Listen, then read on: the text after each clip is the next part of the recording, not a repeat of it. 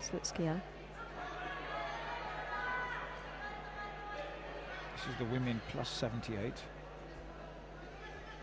It's something about us in Great Britain that we just would love this, our heavyweight women. We've had Karina Bryant, but even Karina looks quite slim comparing to quite a few of these. She's the rest of the world. One of the more athletic looking heavyweight women, which I think is actually the right kind of shape to have. The Germans are very much athletic as well, and you've got the Russians. The heavyweights are actually becoming taller and bigger and more athletic from the years 20 years ago, and it was really just very big overweight women. Well, it's that's right. not the case anymore. Yeah, there's just no point to that anymore, just having the bulk. You know, you've got to have a trained body, you know, and know how to use your size. Well, the physical demands that's required to be at this level now anyway, there's no way you could be just overweight. You have to be fit, you have to be strong.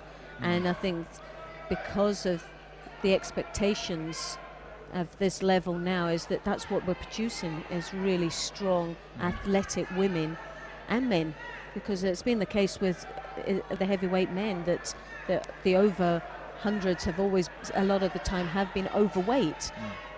This is long gone for at least 15 years now that we are producing in the world of judo some real athletic people at this weight category.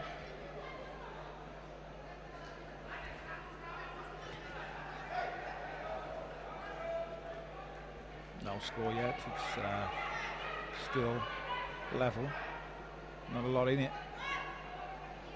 Waiting for somebody to make the breakthrough. Bit of a grip fighting, tactical contest going on.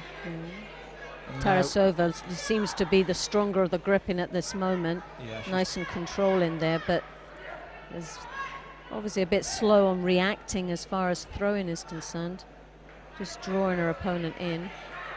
It's, like we were saying earlier on, it's really difficult in the first couple of matches to sort of open up, because no one really wants to make a mistake, because making a mistake at this early stage and you go home without a medal.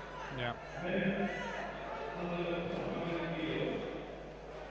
It's about who's got the condition. A lot of it is about the condition. That sometimes is the deciding factor, especially when you start getting towards the last couple of minutes. Well, we were seeing yesterday and the day before that there seems to be a bit of an overkill of Makakomis, isn't there? Like you were saying, it's the new Uchimata. Yeah. I must admit, what I've found, you've got some very tall athletes in some of the divisions, bigger than the average for that weight category. But their judo does not suit their style.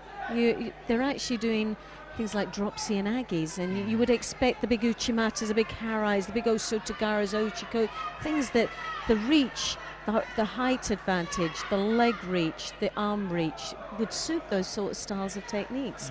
And they're doing dropsy and aggie, and it was really surprising. In some cases, for me, frustrating, because the big uchimatas, big harais are spectacular techniques to see, especially of some really big athletes. They're nice to watch, and you just think, dropsy and aggie when you've got legs like that?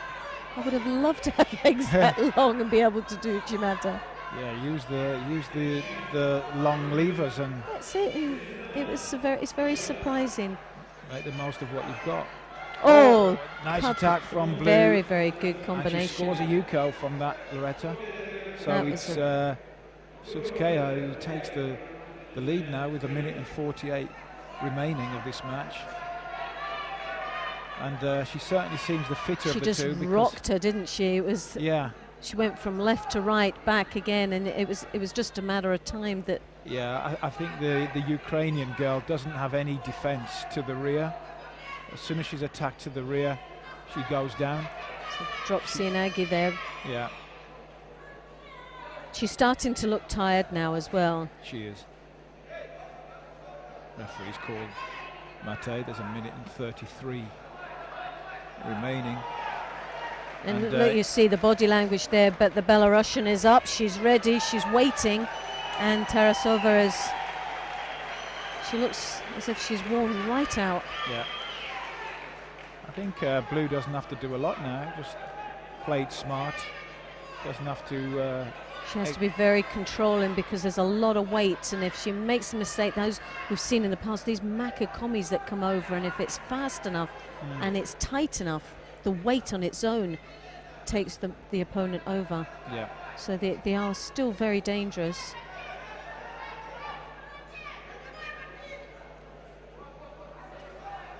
Again, the Ashiwazas are working well for her. She's really rocking her each time. Yeah, and every time she's moving back. Oh, lovely drop Sianagi there. That was nice and deep. She's always vulnerable, Tarasova, when she's going backwards. You know, she takes a long time to get back to her feet and back to her start place. Psychologically, she's sending all the wrong signals. And that right grip of the Belarusian is inside, it's blocking, she's not getting as much leverage over the top that she would like to. Oh, we've lost a pitcher. Maybe wants to make a cup of tea. That's what happened in Baku. Really? Everything stopped working. The scoreboard stopped working. The internet, everything stopped working. This guy plugged everything out of the wall to make some tea. No. I'm serious. Plugged everything out to make tea. You can imagine that as well. Yeah. Everybody looking up as if to say, who turned the lights out? Yeah. So someone's got, anyone for tea? We had hot tea, but no scoreboards. No internet. Oh, classic. That's great. The guy was blissfully happy. Oh, he got his cup of tea. Everybody else is running around daft, thinking, where's the power cut? Yeah. So we've got 15 seconds to go in this match, and Slutskaya is leading with a Yuko score. She's in the blue. And Tarasova now changing the pace slightly. Does she have enough to come back on this? I doubt it. 3 seconds. 2, 1. That's time. That's it. She's got it. The Belarusian wins. Slutskaya goes through to the next round of this women's plus 78 kilo category. Yes. Great start for her. Tarasova with a very pained look on her face. Worn out look. Maybe she was injured as well. It looks more than a tired, pained look. It looks as if she's in some kind of